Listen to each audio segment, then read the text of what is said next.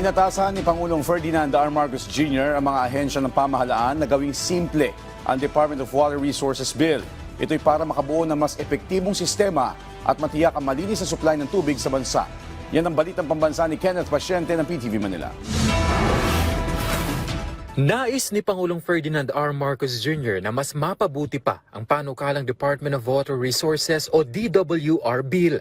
Sa sectoral meeting sa Malacanang, pinulong ng punong ehekutibo ang mga concerned government agency para pag-usapan ang naturang panukala. Dito inatasan niya ang mga ahensya ng gobyerno na pasimplehin ang DWR Bill para makabuo ng malinaw at epektibong sistema na mag-aalis ng mga hindi kinakailangang proseso, magpapatibay sa regulasyon at titiyak ng malinis at maaasahang supply ng tubig. Sa naturang pulong, hinimok din ng NEDA ang Chief Executive na i-certify as urgent ang panukalang batas.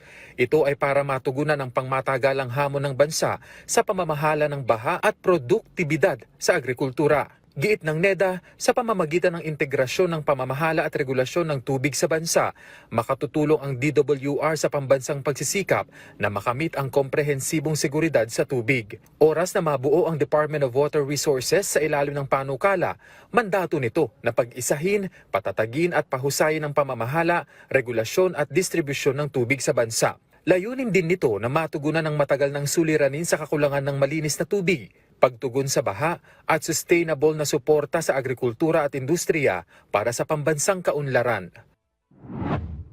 Bukod sa tubig, nais ding matutukan ng Pangulo ang maaasahang internet connectivity partikular sa Metro Manila.